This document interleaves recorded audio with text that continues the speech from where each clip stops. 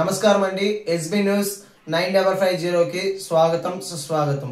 ఏ రోజు వార్త ఆ రోజు మనకు అప్డేట్ కావాలంటే ఎస్బీ న్యూస్ 9550 ఛానల్ ను మీరు సబ్స్క్రైబ్ చేసుకుంటే ప్రతి రోజు వార్త మీకు అప్డేట్ గా ఉంటుంది.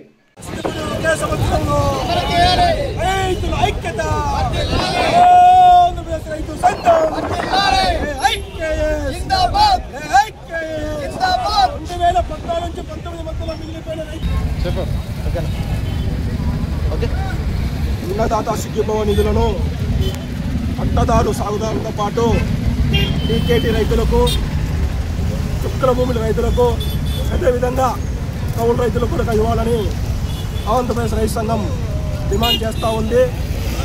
టీకేటీ పట్టాలను చిన్నకారు రైతులకు, అదేవిధంగా భూమి లేని నిరుపేద రైతులకు ప్రభుత్వాలే పట్టాలు ఇచ్చాయి. పట్టాలు ఇచ్చి ఇప్పుడు అన్నదాత సుఖీభవ నిధులను వారికి ఇవ్వకపోవడం చాలా దుర్మార్గకర విషయం. అదేవిధంగా చుక్కల భూములు కొన్ని కారణాల వల్ల ఈ ప్రభుత్వాలు రెవెన్యూ అధికారులు చుక్కల భూములుగా చూపిస్తూ ఉన్నారు. ఆ చుక్కల భూములను సమస్య పరిష్కరించిన బాధ్యత కూడా రెవెన్యూ అధికారుల పైన ఉంది.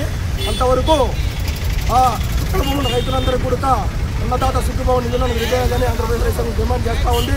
అదేవిధంగా ఈరోజు వ్యవసాయాన్ని 70% కౌలు రైతులు చేస్తూ ఉన్నారు. వారికి గుర్తింపు కార్డులు ఇచ్చి రైతుకు చేస్తున్న ప్రతి సాయాన్ని అంచనంతో పాటు అన్నదాత సుఖీభవ నిధులను కూడా కౌలు రైతులకు ఇవ్వాలని ఆంధ్రప్రదేశ్ రైతు సంఘం డిమాండ్ చేస్తూ ఉన్నాం. రైతు సంఘం ఈరోజు అన్నదాత సుఖీభవ పథకం కోసం కడప కలెక్టరేట్ వద్ద ఆందోళన కార్యక్రమం నిర్వహించడం జరిగింది. నా పేరు వైవి సుదర్శన్ రెడ్డి, కౌలు రైతు సంఘం జిల్లా సెక్రటరీ, కడప జిల్లా. అన్నదాత సుఖీభవ పథకాన్ని వెంటనే అమలు చేయాలని, కౌలు రైతులకు వెంటనే గుర్తింపు కార్డులు మంజూరు చేయాలని, చుక్క భూములు కలిగినటువంటి రైతులకు వెంటనే కిసాన్ నిధులను వెంటనే ఆమోదింపజేయాలని ఈ సందర్భంగా కౌలు రైతు సంఘం డిమాండ్ చేస్తోంది. ఆంధ్రప్రదేశ్ రైతు సంఘం చుక్కల భూములు, డీకేటీ భూములు, కౌలు రైతులకు అన్నదాత సుఖీభవ పథకాన్ని వర్తింపజేయాలని చెప్పేసి డిమాండ్ చేస్తూ ఈ కార్యక్రమం జరుగుతుంది.